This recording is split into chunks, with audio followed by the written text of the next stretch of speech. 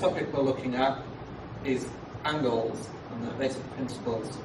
Now the best way for me to illustrate this is to look through the bullet points and the example that's given in your book, and then we can see how we can get some answers from it.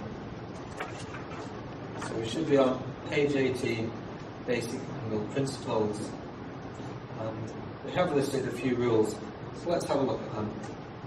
A right angle is 90 degrees. In other words, a quarter turn. So if I turn 90 degrees, I'm doing a quarter turn. That will always be shown by a square in the corner of the angle. If you have a straight line, there is 180 degrees across that straight line.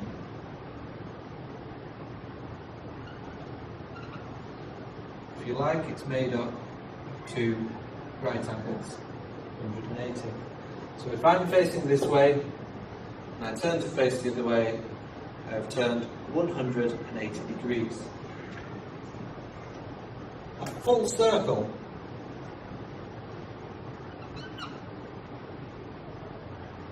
is 360 degrees. Now that should make sense, because if it's 180 for a half turn, if you carry on going, you're going to do a full 360 degrees. We now get on to the slightly harder rules. For a triangle, all the angles within a triangle should add up to 180.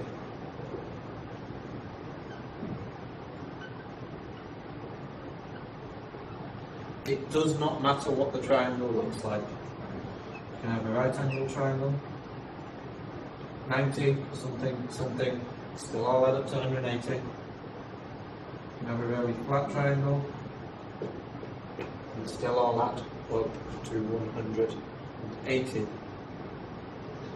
Now in the same way a triangle adds to 180, any four-sided shape adds to 360. Let us take a square or a rectangle. It should have right angles. 4 times 90 is 360. But for more obscure shapes,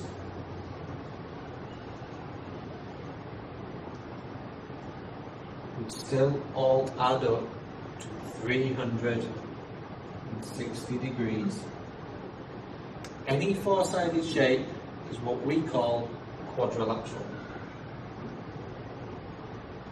Parallel lines will give similar angles when intersected.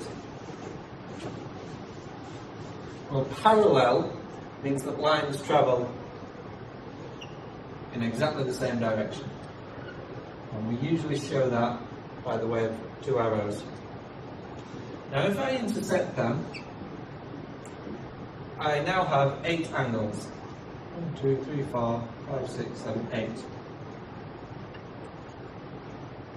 What we should find is that this angle here is identical to this angle here,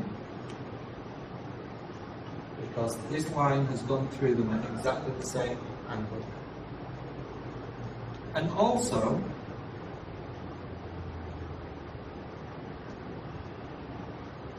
these angles here will be the same. And I've coloured them in red because they should also be identical to their opposite angles. So everything in red here must be of the same size.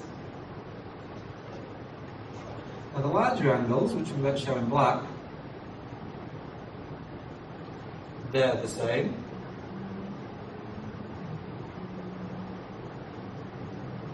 And they are also the same. So from my 8 angles, there's actually only 2 different values. Finally, our last rule, an isosceles triangle has 2 angles the same and also 2 side lengths the same.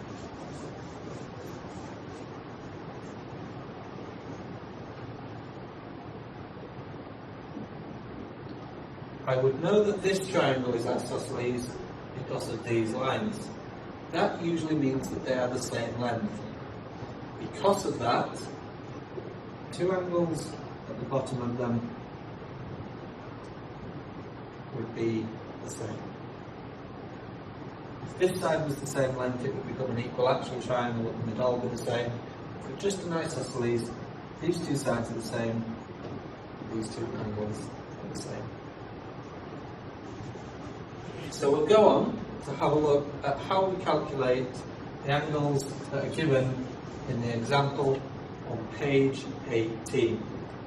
So very quickly just sketch up this. We have a right angle, which forms a triangle. We also have an isosceles triangle, coming off it. That goes down and intersects another horizontal line, so they're both parallel. We are given one of the angles. We are given that this angle here is 75 degrees. We are given this angle up here is 50 degrees. And we are asked to find A, B, C, D, and E. Now sometimes you can start at various places. So you don't have to get angle A first, but let's do it in alphabetical order just so that we're organised. Well, you can ignore most of the diagram because we're interested in this angle. We have a triangle whereby we know 50, we know 90, so something must add up so that it all becomes 180.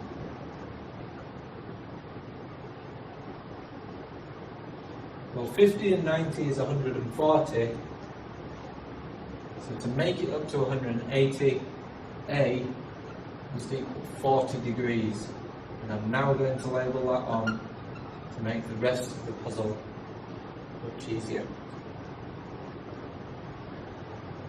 B, if you can spot this, is being intersected at the same angle as this 75 degrees. So it's like when we looked at two parallel lines being crossed over. Those angles are the same, therefore B must be 75 degrees.